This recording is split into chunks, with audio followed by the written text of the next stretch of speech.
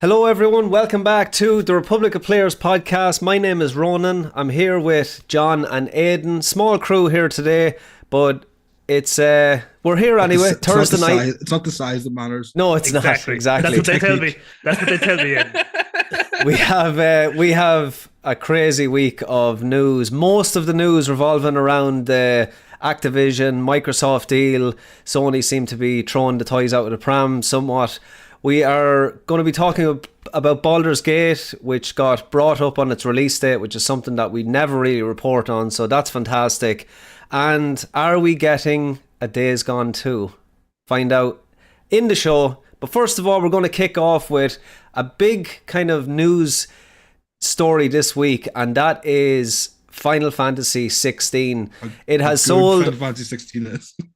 It has sold over 3 million copies, and it's also a Sony exclusive. Let's put that out there, and it seems to be doing fantastic. I have played the demo. The guys have jumped into the actual game.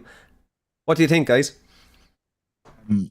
I'm so impressed by this game. I genuinely, as someone who has been very tepid with the series since 13, like this has fixed so many of the problems. Like I know I'm never going to get the game I really want. I'm never going to get a game that looks like 16 with turn-based combat. But if I'm not going to get that, what I got is something special. Yeah, exactly. Like we were just discussing it earlier. Like I'm a big fan of the old school games as well. And we were talking about maybe you could see older Final Fantasy fans maybe not getting it in the sense that it's very action focused. It's all about like it's really in the combat and the flow of the combat, and that's one of the main stages of the game. So I don't care about it not being like the other Final Fantasies because it's so freaking fun. It's very, very good. I played the demo the other night, and I wasn't expecting what I played. Jumped in. I was like, this is crazy. Like, I didn't read anything about it. Like, I always jump into a Final Fantasy game regardless. Like I said in the past, I usually play a Final Fantasy game that comes out and enjoy it for what it is. The last couple, they haven't been great. 15 was an absolute disaster by most people's standards. I still enjoyed it for what it was. I watched a movie that was connected with that game as well, and just kind of got into it and enjoyed it. But when I played this game, I thought it was such a great showpiece for the PS5. Like, I don't think I've ever seen PS5 graphics look as good as they do with Final Fantasy 16. And what Square have done with the game to have the graphics, and also you talked a little bit about the battle system there. The battle system, it looks complicated when you're looking at it and not playing it, but when you're actually playing it, it's really intuitive and you know what you're doing, and the buttons aren't too complicated, and it's just a lot of fun to play. Dodge feels great. It does. Yeah, there's like every perfect dodge you do feels so rewarding. Isn't there like a normal dodge, and then there's like a perfectly timed dodge that opens up? You can dodge any time, but if you dodge a close attack, you get like a slight slowdown. You get to counter attack.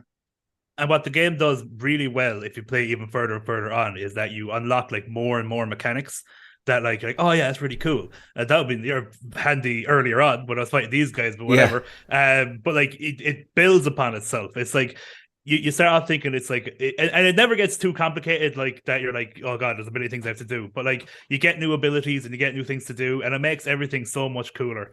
Like I just not really spoilers, right? Like I've got a ring now that like if I do a perfect dodge, I basically get like a really powerful attack now for a perfect dodge that like does way more damage. So like the more perfect dodges do, the more powerful it gets. And like if for someone who's always perfect dodging, it's like it was like I was an idiot because I didn't understand what it said, and I was like, oh, that sounds cool, and I didn't put it on for like an hour or two, and then when I put it on, I was like, oh, why haven't I had this thing on?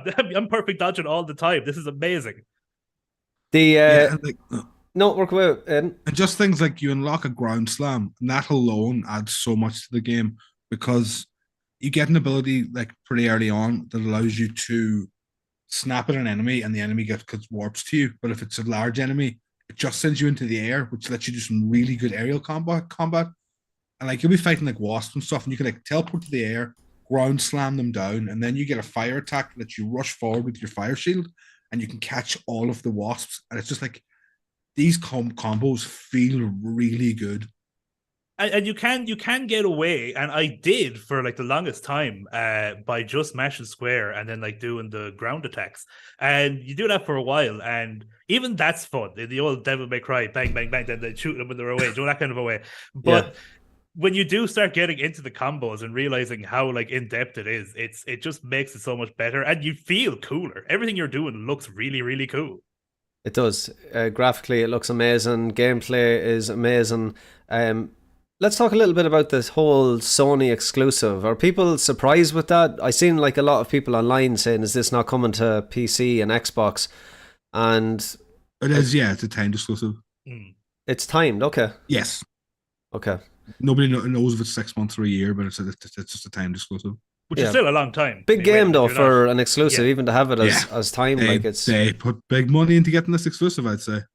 And didn't it come out then that Microsoft, they tried to buy Square Enix a couple of years back to stop kind of this exclusivity deal with Sony, but more on that a little bit later. We've got the timeline like Microsoft tried to buy every company. Yeah, there you go. I will say the Disney of gaming. If we're going back to if we're talking about that later and going back to Final Fantasy 16, I think one of the selling points, because today I no spoilers, but I'll be as generic as I can be. I had like just probably one of the coolest things I've done in a game in a long time. It was a big long arse boss battle, and the boss battles in this game are absolute spectacles. Yep. This isn't going to make much sense, and this genuinely is the feeling I got. So imagine playing a game for like 20, 30 plus hours, and you think you know what you have. You know what you're playing, right? And then out of nowhere, after all this time, the game becomes Sonic Adventures 2, right? That's what happened with this game. Even with the whole music of like the music like I was like, what is happening? What's going on in this boss fight? It was one of the coolest things I've ever done in gaming and life, hopefully. Oh, it's up there, John. More on PlayStation. So PlayStation Plus monthly games for July have been announced. We are getting Call of Duty Black Ops Cold War, Alan Wake Remastered, and Endling. Extinction is Forever. Never heard of that last one. Heard of the other two. Alan Wake is an absolute classic. Great to be getting that after the trailer of the new one being announced. And yeah, I think that's a perfect time for that game to release. There's a little bit of hype around it, and now we're just going to be able to jump in and play it for free, which is really nice. Call of Duty, I have personally no interest in, but maybe there's people out there that are sick of the new Call of Duty formula. Get a free card, I'd imagine. Yeah. But the single player in that game, I'm sure, is pretty decent. I'm with you on Alan Wake, but I've only ever played Alan Wake on original 360. I've never played the remastered version, so I think I will play it again now before the second one comes out. Yeah, it's quite scary. The whole thing about Alan Wake is that like it's so long since like it came out, like not including the remastered version, but it's so long since it came out that with the sequel coming out, to the whole generation of younger gamers, even people who are like 18, 17, 19, who've never really played the original, who now will have an opportunity to see what not the prequel, but the prequel to the sequel, if you get what I mean. Yes. And also, there's a lot of people that like don't know anything about Stephen King. Like this is I found Alan Wake when I first played was a great introduction to like Stephen King. That's why I got into him, was because people were like, oh yeah, that Alan Wake game, that's basically a Stephen King game. Yeah. I think it's a very well timed free game to come out on PlayStation, and I love Remedy. Definitely be playing it. One of my all-time favorite developers. Then, there's actually an extra news story I'm just remembering that's connected to this. They announced that Alan Wake 2 is going to be digital only. Yeah. Oh wow. So I think it seems this is the beginning of the end. Like, I think we're going to get more and more of that happening, even though people are probably going to get the pitchforks out in the chat. There's a couple of people I know that are very upset by this, but I don't blame them. I totally get it. I've stopped buying disc games, but like only for convenience sake. I don't like the idea of them not existing anymore. Yeah. But I also think this is the beginning of the end. Yeah, I get it. I know some people have the argument of like, and it's pretty much true that like if you're getting digital games like that, you're pretty much just like renting it, because like if the service ever goes down or anything goes down, you'll never be able to play it ever again. You don't have the physical disc. Like if you still have a PS3 console or whatever and a PS3 game, you can still hook it up to whatever you want and play it. Whereas a digital service, you never really know. But I'm the same. I've pretty much gotten everything digitally. Turnus never had an Extravision, or never had a GameStop. We had an Extravision back in the day, so I'd have to go out my way to get something on disc. So I've been digital for a long time now myself. We are going to dive a little bit deeper into this story, but there has been a couple of, let's say, leaks with the Microsoft, Activision, and Sony court that's going on at the moment. And the one thing that I seen, it's a nice piece of news and something that I thought was happening, is Days Gone 2 is apparently in development. Something that there was rumors of it. The developer came out and said something on Twitter there recently, and again, it's only rumors. But if you do like Days Gone, there's a possibility that we're going to see the second one. Which I down rumors about that. So it looks like he was just like trying to get people off the scent. Yeah, that's what it seems. But I think the first one is, I know, whatever it was when it came out, it turned a lot of people off the game due to its bugginess, and they changed an awful lot. And I would say to anyone now that if you're interested in going back and playing it, it's actually a really good video game. I don't even think that was the thing that suffered that game. I think it suffered that game was everyone had open worlds. Yeah. Overload at that stage. It was badly timed. Is this, I could be wrong, is this from what came out from the court case? Yeah. This came out. Was it not DayZ 2? Was it DayZ? Yeah, I'm almost certain. That's what I read in the article. Oh, maybe I got my notes wrong here. DayZ 2, that's a strange one. Yeah, that's what I read, unless I'm mistaken. Because DayZ, let me see. DayZ 2, apologies. Yeah. Sorry, I thought, because I wasn't sure if I was mistaken. I was like, I'm almost certain I read DayZ 2. Okay, DayZ 2 doesn't surprise me as much, because I know there is a build that's running at the moment with the new Armory Forger game engine, and people are actually trying that out, so that makes sense. DayZ seems to be like popping off at the moment. It is. I have like shorts have come up randomly for me on YouTube. One word that I want to say is lighthouse, John. Lighthouse. We'll meet at the lighthouse.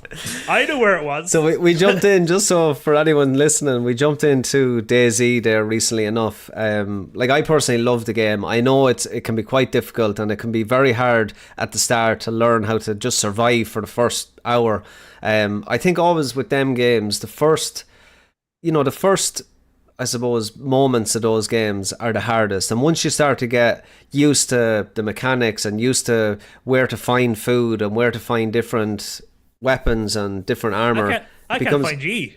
Yeah, well, there you go. Finding your friends seems to be the biggest issue. But yeah, I really like those. I mean, it's the game that really started it all, wasn't it? The whole that survival first person shooter. Like, there's a lot of Tarkov influence. Tarkov would take a lot of influence from DayZ, and you can see it in both games. Like, when you're playing it, it's and a lot of the Tarkov OGs, like, that's where they started. Like, especially like Deadly Slobs was a DayZ creator back in the day, and like a lot of them creators like will go back to DayZ once they are waiting for a new wipe and stuff. It's like they're kind of, let's go back to this. It's popping up a lot recently as well, because a lot of streamers have seen the benefit of RPing on it, kind of, and like being like, oh, traveler, where are you going? And talking. Well, it kind of started that, the whole idea of an online game with creating your own story. Like, DayZ was the first. Definitely. Like, the first time I ever heard of somebody kidnapping a game was in DayZ. Yeah. Yeah, they were always the stories back then. Like, something like, cause I remember always being terrified of this. Is back when it just came out. It's like, oh yeah, I heard a story of a lad, and like they tied him up and they had hostage for like 8 hours and stuff like that. It's like, that sounds awful. I don't want to play this game. This sounds terrible. Then they let their guard down and he killed them all. Yeah, something like that. Yeah, exactly. A fresh Red Dead Redemption rating in South Korea has sparked rumours about a possible remake or remaster. This has been rumoured for the last while that, we may be getting a Red Dead Redemption remaster. Can we take anything from this, or... I just want it on PC. I don't even need it remastered. Just give me the original game. Yeah, shout out to Paddy in the chat as well. He couldn't make the show, but he is in the chat, keeping it alive. Another hostage situation. Yeah, in a hostage situation. We hope you're okay, Paddy. So Red Dead Redemption, I mean, one of the greatest games of all time. Is that fair to say? I think it's the best cowboy game they've ever made. We're not going to get into that argument again. I love Red Dead Redemption. I think it's an amazing game.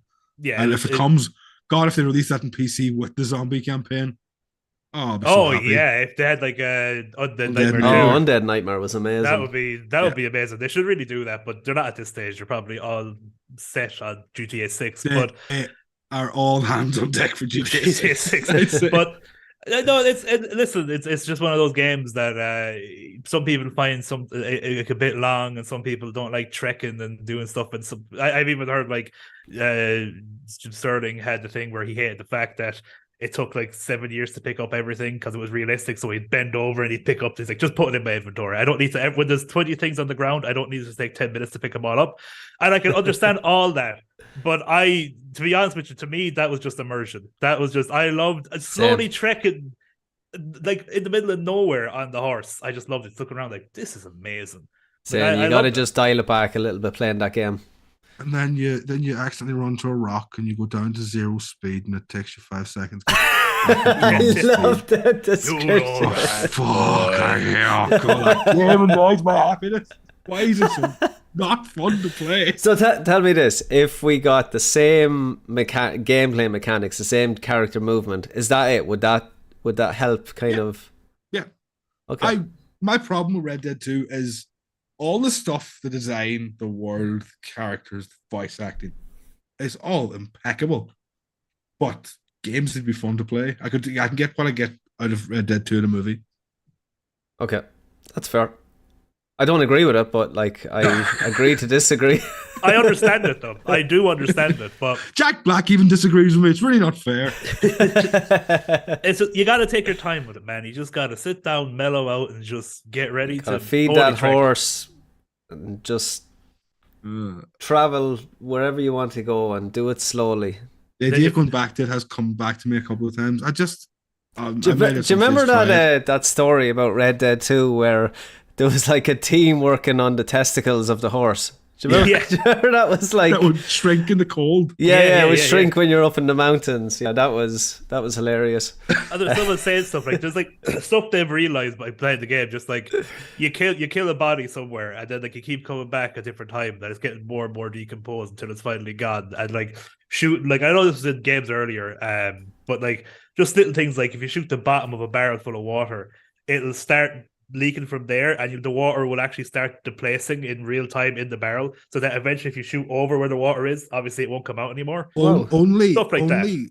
Only Rockstar games and Hideo Kojima games do things like that, and it's kind of why they're special. Yeah, it's because they can wait 7 years and be like, that's an interesting mechanic. I wonder how long that would take. 6 months. Nah. I'd have the water fall out of a barrel. I'll delay the game 6 months. One lad might do it and make a YouTube video out of it. This is great. It's just stuff like that. I like touches like that. And then the boundless secrets, and like people are still finding stuff in the game and stuff like that. It's crazy. Yeah, no, the level of detail, I think, when it comes to Rockstar, that's why I think, Grand Theft Auto 6, everybody is going to be at least picking it up and playing it. I'm so nervous for GTA 6. Yeah. But like that's another thing, is like we're kind of expecting Yeah, but we are kind of expecting to come out and it be, a watered down video game. I don't even think watered down. I hope it's not a tutorial for GTA Online 2. It could be, but like I have all the faith in the world in Rockstar to deliver a good single player story. I'm trying to remember, which of the Hauser brothers left? Whichever one left, he was like the lead story writer. Lead that writer. Was just That's like a bad sign in my head. I Jason, really, is it? That rings a bell. really hope I'm wrong. One of them's Hopefully. Doug. I forget what the other Um, Bowser Bro's called. but look, yeah, let's hopefully be surprised and they just go, you know, as vulgar as we've ever seen it before. Like I think that's what everyone wants, and it'd just be nice to have a little bit of escapism while I'm playing a video game and not being reminded of real world issues. Just But I totally think- flip but the I- lid. well, I'm I fine think with- sorry. Right. No, I was going to say, like, the world is such a clown show at the moment that it's a new GTA game has to come out because you need something like The Boys or something like that Yep. that is literally just taking the piss out of both sides, which are equally as insane. I would compare them to South Park. Exactly. GTA and South Park both have that DNA of everyone's a target. They've got plenty of material, is what I'm saying. It You might be can't their say most I'm- important game yet. You can't say I'm biased because everything's a target. Yeah. Exactly. Yeah, let's keep our hopes up for that one. This is actually something that I couldn't believe, but Rocket League is 8 years old. They celebrated their 8th birthday with a massive birthday ball event starting today. Hey, I get it. Hey, yeah, exactly. But what a game! What a game that came out and really took over the esports scene and still has a very vibrant esports scene, and something that, you know, when you look at it, it's just quite fun, and it's basically football with cars, but the skill level involved in some of the top guys that play that game is absolutely ridiculous. And yeah, it seems to be still a popular game. 8 years of age. You know, it didn't cost 200 million to develop, I'm sure, but definitely has made a massive amount of money since release. I think I got that game for free. It was at some Technically, stage. it's 15 years old. 15, wow. Yeah, because Rocket League is just like a remaster of their first game, Supersonic Acrobatic Rocket Power Battle Cars. The greatest Yeah. name ever in video game history. And like that game plays exactly the same as Rocket League. They literally like, we'll clean it up and rename it and see what happens. And just hit like a tank. Nice. Yeah, Republic of Players ran some amazing tournaments. I remember myself and Paddy were commentating, and my throat was sore after the madness of that tournament. But yeah, it was fun. We did some really fun promos for those tournaments as well. Good times. The Republic of Players esports is always a fun time. So yeah, hopefully we get back to doing something like that. Rocket League might be a good one if there's people still playing it in the community. Let us know if you're in the chat and if you still play Rocket League, if you'd like us to create another tournament. Watching people be good at Rocket League is amazing. It is amazing. Because I'm terrible at the game. I think it's Awful. very fun, but it's fine. When you see the way people can fly and like adjust the way their car rotates and stuff, it's beautiful. I have I don't have many, but I have a platinum trophy for Rocket League. Well, that's a really hard one as well, isn't it? There's lots of tricks you have to pull. Yeah, there was some difficult. That and Resogun are the two that I have. Resogun's a great game. Yeah, Resogun was unbelievable. This piece of news is very good. Baldur's Gate 3 release date jumps up to August 3rd. When have we ever reported anything like that? It's so beautiful. That is unreal.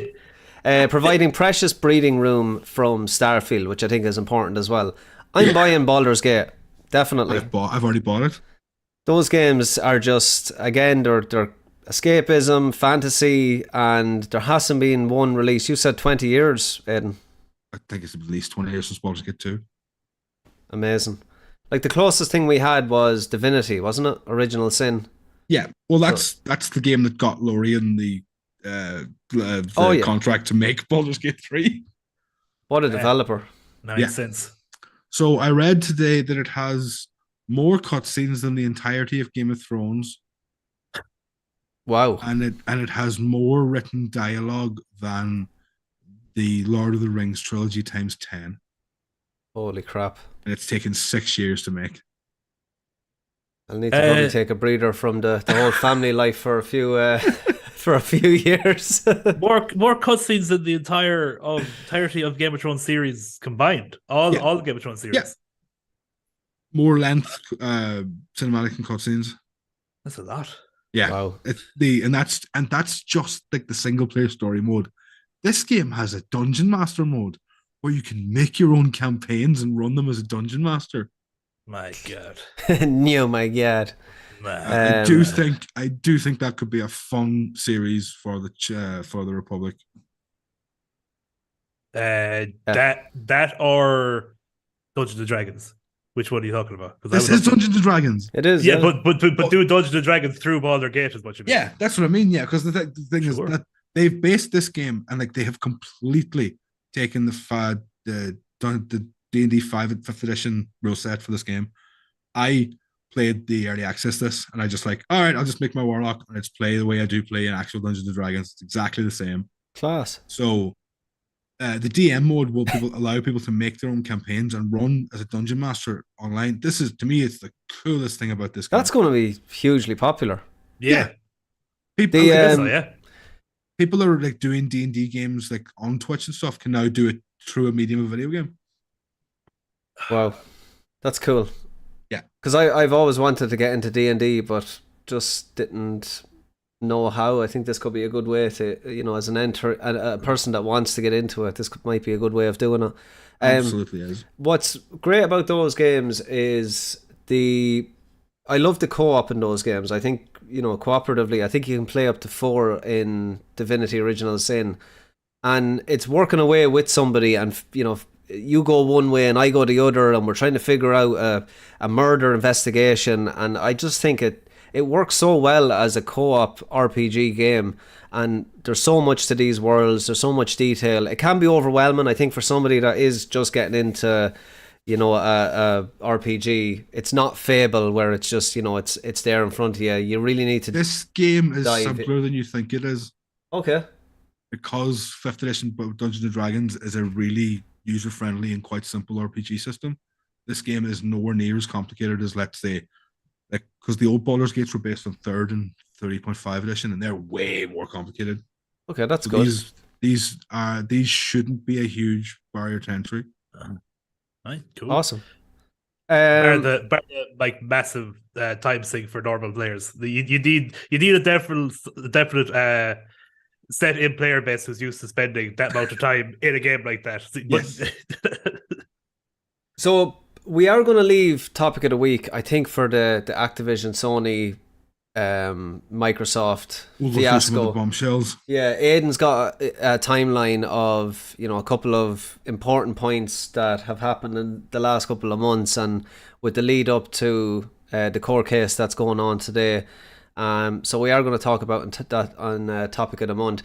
A news piece that I wanted to announce, and something that we actually played, John, is Jaeger announces that Cycle Frontier is shutting down. That's crazy. It's crazy, and it is crazy because we had good fun with it when I first played it. And it was fun. I remember after the first wipe, I went to go back into it, and there was something. I remember Jinx was mad into it. Yeah, we played with Jinx, definitely. Yeah. I fell out of the escape craft one day, and it was hilarious, and then I got killed on the ground by some other dude, and that clip is going around somewhere. It was fun. And the other one where you were jumping off, you jumped off a cliff, and then I was following you, and I jumped off straight after you because I was doing exactly what you were doing. Yeah. But it was a lot of fun. But I remember I went in the second time after the first wipe, and there was, for me personally, this was only a personal thing, there was something about it that was just like, I don't want to say hollow, but I remember I was going to the traders and I was like, okay, I want you to kill 5 Krags. Okay, and what do you want me to do? And I know what you're going to say, John, isn't this Tarkov? It is. But for some reason, Tarkov didn't feel hollow. But for this, I was like, okay, I felt like I was doing labor for some reason, but it doesn't happen in Tarkov for some reason. And I couldn't really put my finger on it. And I only played it for like a few days. And then that was the last time I'd ever played it after the first wipe.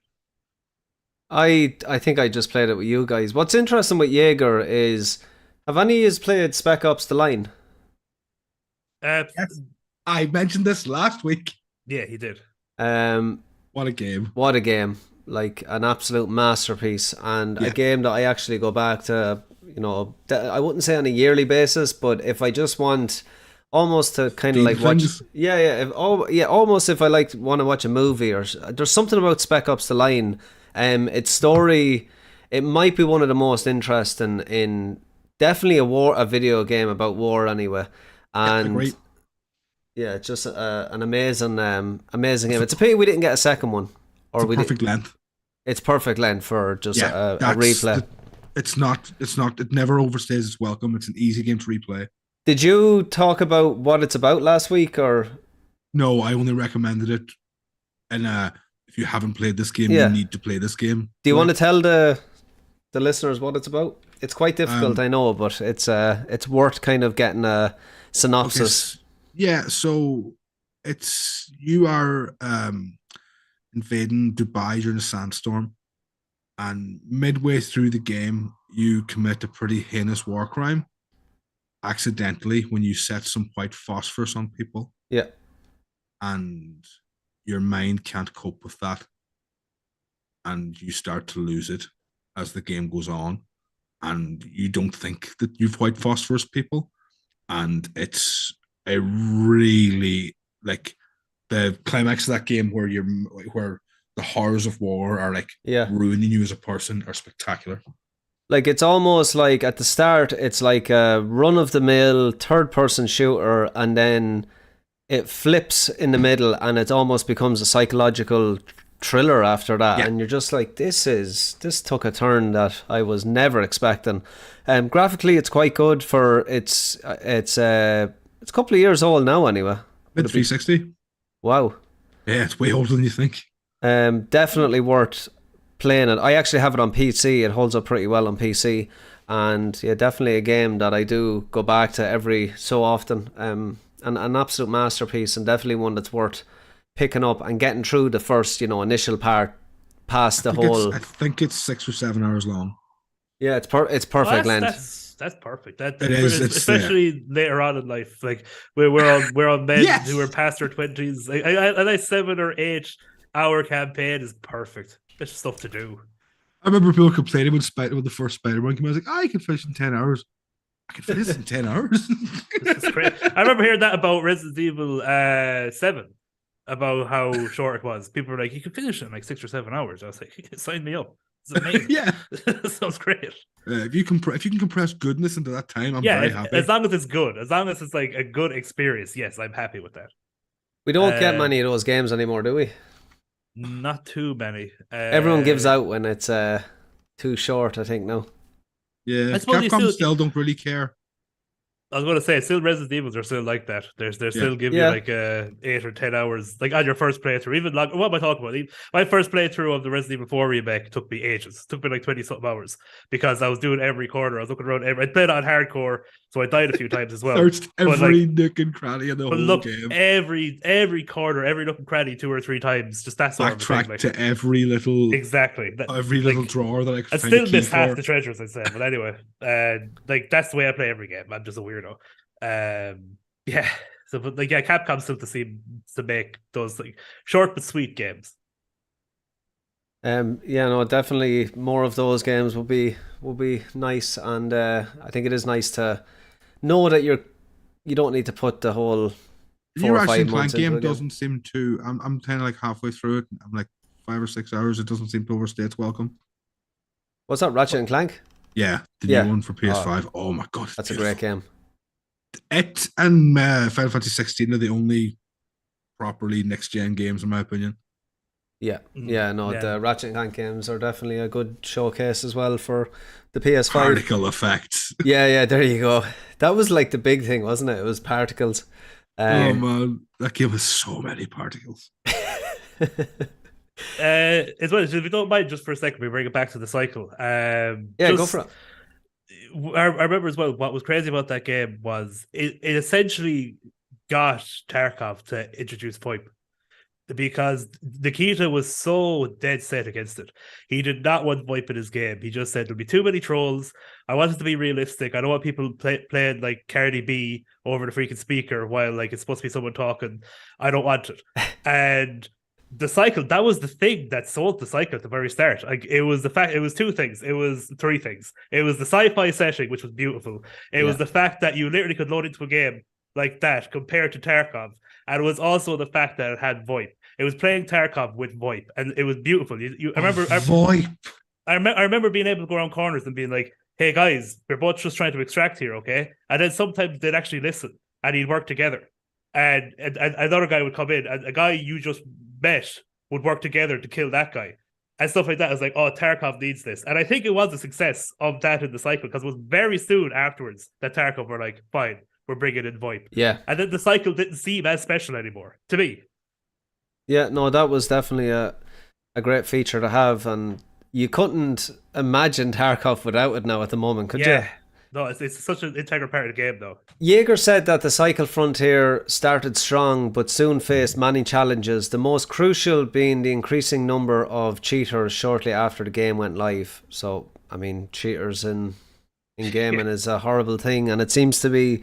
I think the biggest issue with it is it just takes so much from the developer. You know, and then if they don't look at the cheating environment within the game, exactly what happened here, people just fell off. And a game that is like that there's so much risk involved of you're looting throughout the map, and you know the whole joy of games like Tarkov and the cycle is getting out with that loot and getting in the next raid then with better loot.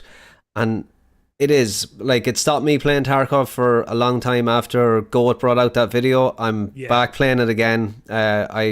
I actually sent a picture to Paddy earlier on. I did a scav run on Lighthouse, scav run on Lighthouse, and got out with some M4s, and like when you kind of get away from the grind of Tarkov and you jump back in like that, you really do realize, you know, this game there's nothing like it out there. No, there is absolutely nothing like Escape from Tarkov, and I hope that the developers do push it on and we do get, you know, more content, and we can. They're trying. I do believe they're trying, but it takes them a long time.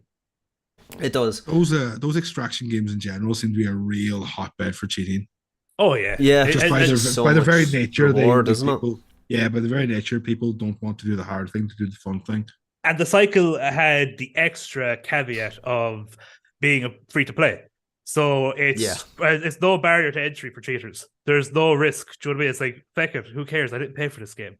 Do you know what I mean?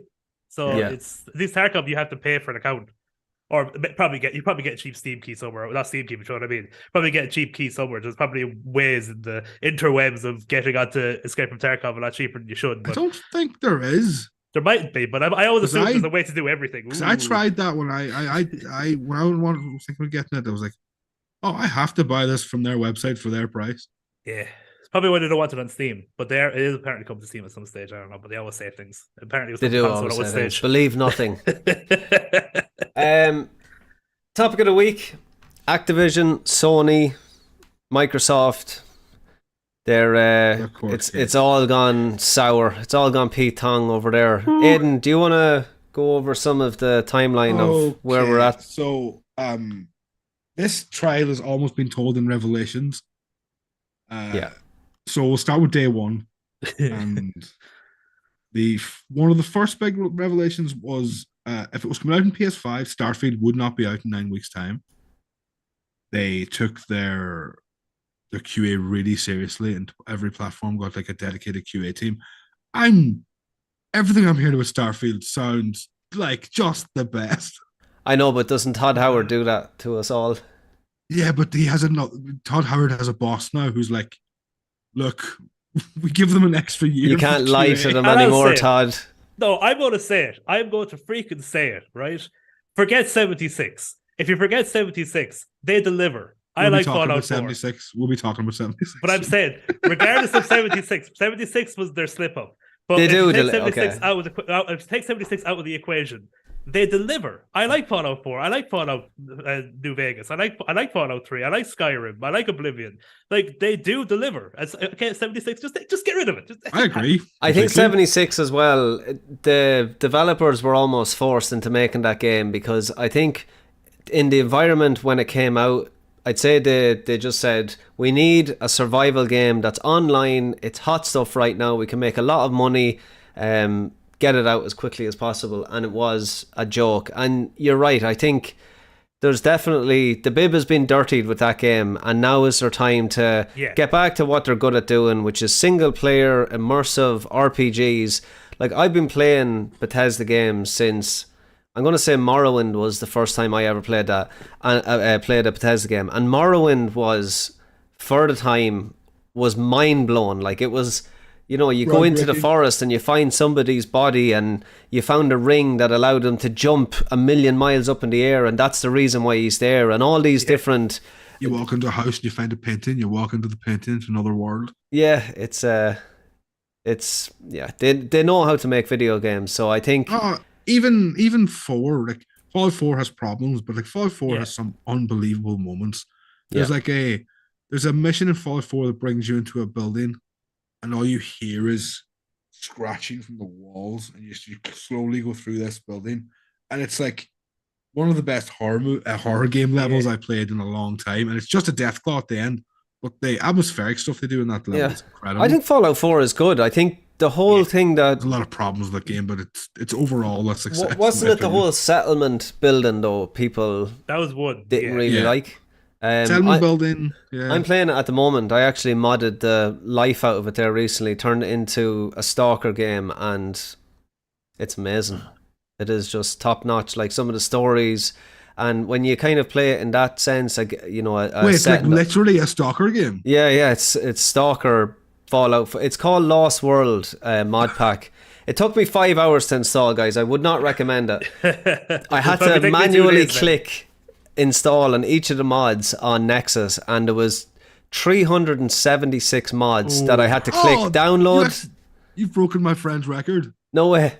He has a Morrowind file with like 329. I'd say he's using the same thing. It's called Wabbajack is the program that you install the mods on, and like, when I opened it up for the first time, it was about 4 a.m. I was 6 hours after installing it, and it actually worked, and I was blown away. I'll send you a few clips, Aidan. It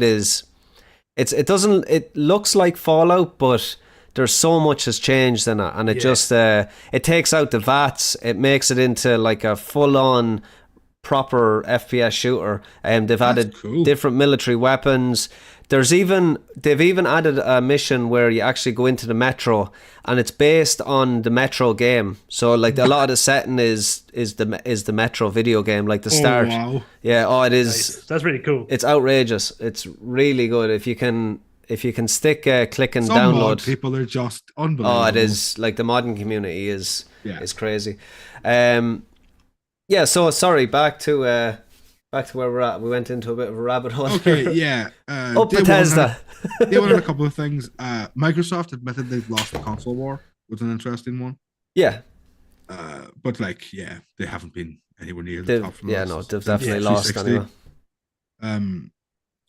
The big revelation from day one was an email from Jim Ryan that says, I'm pretty sure we're going to keep getting Call of Duty even if they buy Xbox, or Xbox buys Activision. Bad luck.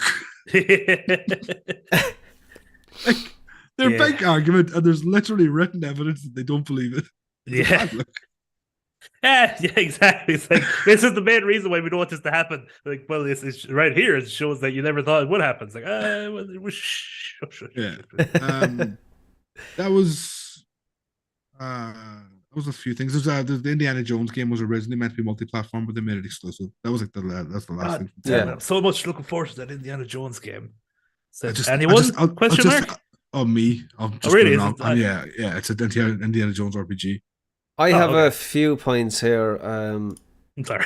So Bob Kotick and Jim Ryan agree on one thing: neither of them like Game Pass. So that's the Activision CEO and Jim Ryan, who's obviously Sony. Neither of them like Game Pass. I'm not getting too much details here, but do they not like Game Pass because, obviously, on the Sony side, because it's taken away from Sony customers, and like, who doesn't like Game Pass that's a gamer? Well, Sony thinks it's an anti-competitive practice, and Phil Spencer's like, we're not really making the money we should be making because of it. They're like that's their two arguments.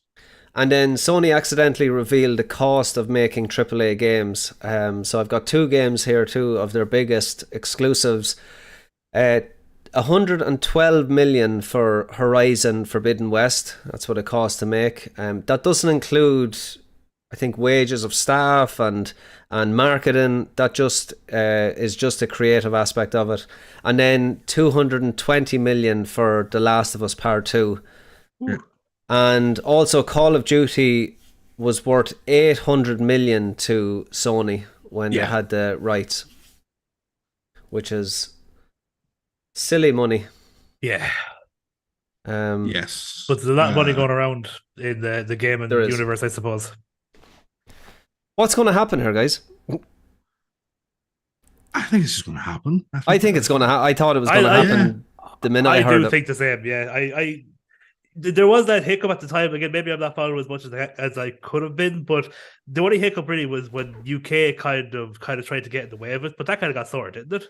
No, that's still a thing, but honestly, it wouldn't put me past. I wouldn't put it past Microsoft. Like, I'm just not releasing games in the UK. Like FIFA, like FIFA's probably going to be leaving the UK whenever they crack down on their gambling stuff. Ooh. Like, that's a big hit. It's not coming out, mate. This is actually, it's crazy. This might kill the Tory party. Like, it might be like the final nail in the coffin for the Tory party, because there's an awful lot of people in their voting demographic who are like huge FIFA fans. There seems to be like a huge overlap. And if the Tories lose FIFA for the UK, actually could be a massive hit politically, which is the fact that game has enough sway to have an effect politically is crazy. It's football in England. Like it's it's what it is. It's like cricket. It's what it is. Like, do you know what I mean? Yeah. There was a couple of other wee revelations. Go for it. Microsoft were like, if it was up to us, we wouldn't have exclusive games wouldn't exist. We kind of feel like we have to, because Sony whole thing is their prestige exclusives. Can I hold you on that one? Because I want to talk a little bit about that, because there has been a little bit of chat recently about exclusives and people not wanting exclusives, and everything should be on everything to play. And I disagree with that. Like, I have to say, I like the fact that certain systems have certain games, and I think that's always been the way. Ever since I had a Sega Mega Drive, I wasn't able to play Mario unless I went over to my mate's house. I think if we don't have exclusives, well then what difference does it make having whatever? Like, it doesn't drive console sales in any direction. It doesn't have that competitive streak. If everything's out for everything, what's the point? What I will say as a slight counter to that is that back in the Mario being on Nintendo, Sonic being on Sega, stuff like that, like that's always the way they were, and they were games made for those consoles. Whereas there's a difference between that and like buying out IPs for games that were previously owned, that were available on all consoles. Now making it, fans that's a great point, Xbox, John. Actually, fans on the Xbox who love this game. Nah, you have to come to the PlayStation now. But I do agree with you on like Sonic. You need your Sonics, you need your Marios, but I don't like nicking games. I think that's a great point. I never really looked at it that way. I think having a game that fans have played on, say, one system for years, and the next minute it's not on that system, and you've got to go over to Xbox to play that. The Starfield one, hurts a lot of people. It does. It is a huge thing, because and as well as that, consoles are very expensive. I think the Bethesda one is definitely the one that I could see. A lot of people going from PlayStation to Xbox just for that game. And maybe essentially that's the reason, isn't it? That's the reason why you get the exclusive. Starfield alone, I don't think any of the other games, like business wise, I don't think it makes much sense to make the rest of games exclusive. Starfield makes all the sense in the world. It is like the Fallout 4 was a console seller. Yeah, Fallout 4 saved single player games. Genuinely, the industry was trending towards getting rid of single player games until subscription based garbage. Yeah, until Fallout 4 came out, and I was like, oh yeah, we sold like 12 million units in a week, and they're like, oh, people really like single player games. Yeah, we still exist. Gosh darn it, we still exist. Important. Get your Zoomers out of here. You get your guys down with a cup of tea and a banana and having an old 30-hour single player experience. It's saying yeah. that, I never want to play a Blinks the Time Sweeper game with a PlayStation controller. I also think we have to look at definitely, the games that were out previously on the console, like, and then being switched over. Like, that is obviously it hurts people, it hurts gamers. They have to go out and buy the other console. But then you have other instances where you have the likes of, let's say, Bloodborne and Demon Souls. Those games are Sony IP. I'm not sure. Is Demon Souls, is that available on? No, it's PS5 exclusive. It's just PS5, yeah. Same with Bloodborne. I believe so.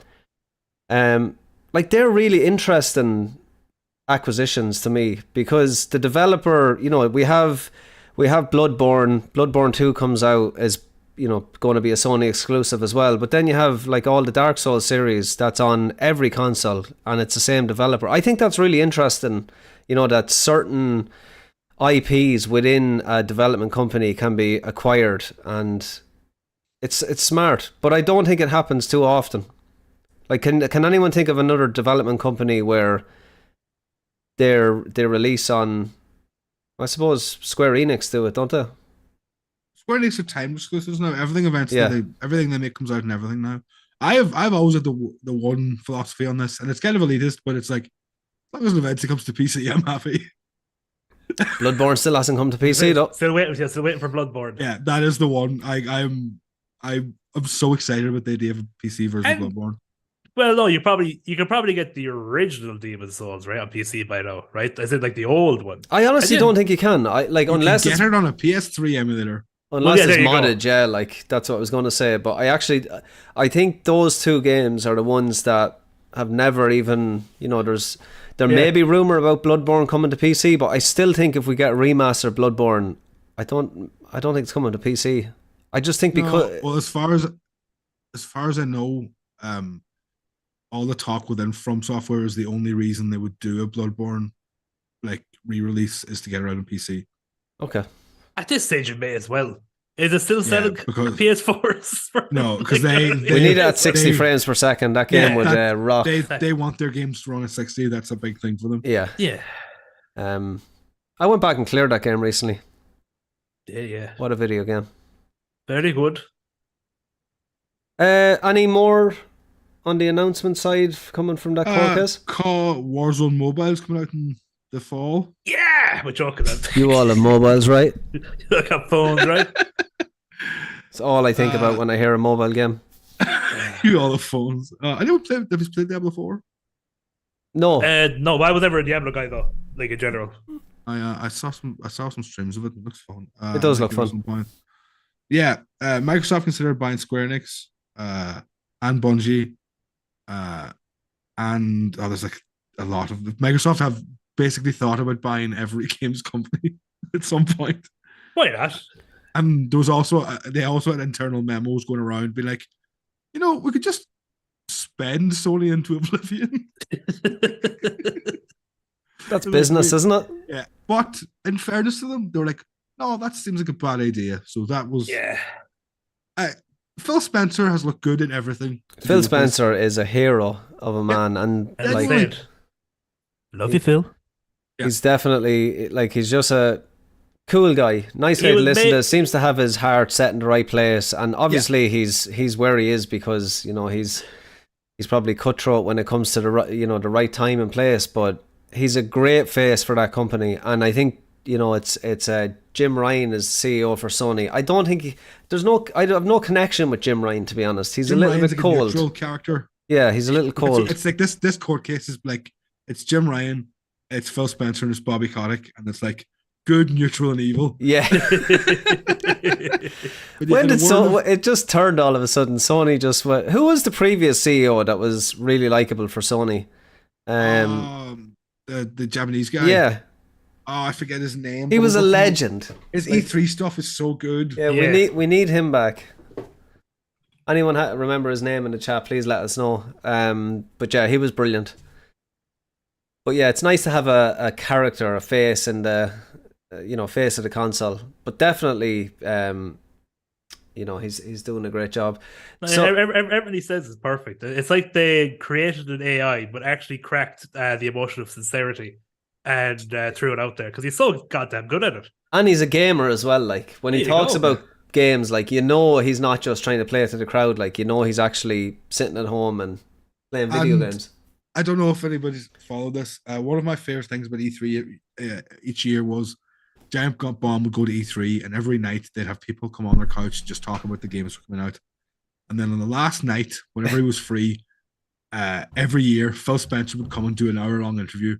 Class. And it happened again this year. It's been like 4 years, and Phil Spencer lands on the couch. I'm like, I love this man. Like, in a world of Bobby Kotick, I'm very happy that Phil Spencer exists. But even the Redfall situation, like, that was disastrous. But like, in fairness to him, he just knew what to do. Like, it mightn't have helped too much, but he came out like soon afterwards and said, "Listen, hands up, this was an F up. Like, this is on us." Like, it came out public. A lot of people, like, especially the head of freaking Xbox, like, but like, a lot of people just kind of get that out the door. Let's forget about that. No, he was like, "Listen, we hear you. Sorry about that." Which is it's something at least. There was a report about that game a couple of days ago. That seems to be a mess. It seems like the developers were like, "This isn't working. This is terrible. When are they going to cancel this game?"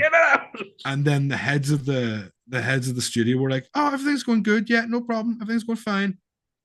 Oh God, what a disaster! James says Kadira. No, it wasn't Kadira. Could be before was him. at one stage CEO, but there's been, I know the guy you're on about. He's like 4 CEOs ago, but he was the guy that was doing funny things in E3 back in the day. Yeah, no, it's definitely not him, but that was a good shout. Yeah, we'll get the name, but I can't remember. I don't remember his name. He was a hero, always nice and friendly on stage, and a good face for the console. Anything else, Aidan? What else? Minecraft doesn't have a PS5 version because Sony didn't send Microsoft dev kits. Well, efforts. So what am I playing then? I'm probably an idiot, but I have Minecraft on my PS5. PS4 version. PS4 version. It runs fine. It's Minecraft. Minecraft runs fine to me. Yeah, but you can't see 50 miles into the distance, John. I think the whole thing was Sony had they thought to be able to get ray tracing going on the console version. And they didn't get the opportunity. But yeah, because I think there was like a thing where there was a Sony claim that it didn't come to PS5 out of spite. And they were like, "No, you just didn't send us dev kits." Shower of beep. But also sending dev kits to your competition might not be the smartest idea. That's true, I suppose, as well. That is true. Everybody's happy, you know. Elder Scrolls 6 is still 5 years away. Oh yeah. I mean, we do have 5 years to play Starfield, so hopefully that'll. Did you hear that? If you had a kid when Skyrim came out, he would be graduating high school before the. Which thing will be out first? The new Elden Ring, or not Elden Ring. Elden Ring, hopefully, Elder John. Scrolls. Elden Ring 2, let's go. The new Elder Scrolls or version 1 of the universe. Version 1 of the same thing. Version 1 of Tarkov. Oh, Elder Scrolls. Yeah, probably. In a heartbeat. It's that far off. Nobody knows. Don't know. Nobody knows. It's supposed to be out for the last. It is the greatest mystery of all time. I don't know how people can create content around that game because not even the developer knows what's going on. So it's or he does, and he's been very tight-lipped about it. But yeah, it's. Has he just never hired more people? Has he just been doing like mostly himself? Nobody knows. Nobody knows. Soon. That's a mystery. Soon. That's actually. I can see why this game has a cult following. Yeah, no, he's a legend. I'll show you a picture of a riot shield. 3 years ago, Nikita. Yeah. Still no riot shields in the goddamn game. Oh, he's like George R. R. Martin, but for video games. There was something as well talking about Bethesda. Let me see. Oh yeah, Todd Howard just dropped Wild, Fallout 5 and Elder 6 news. So he did say that Fallout 5 was coming out after Elder Scrolls 6. I mean, is that nice. Like it's nice to know there will be another one, but yeah. I'll be in my 40s before that's out. Yeah. I'll probably be dead. He definitely we'll be in the old folks' home playing. That'd be great. We'll have loads of time then. Yeah, we will. Yeah. That's why I always call my Steam account the retirement fund. Yeah, that's it. That's what people say. The retirement homes at our age is just going to be one big land party. Yep.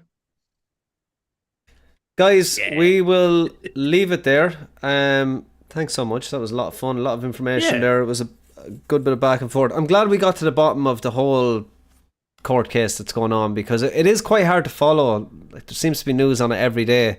And Sony are, from what I'm reading, they're kind of looking like the bad guys in all this, which is funny that they're looking like the bad guys. It is funny that the smaller of the two mega corporations is looking like the bad guy.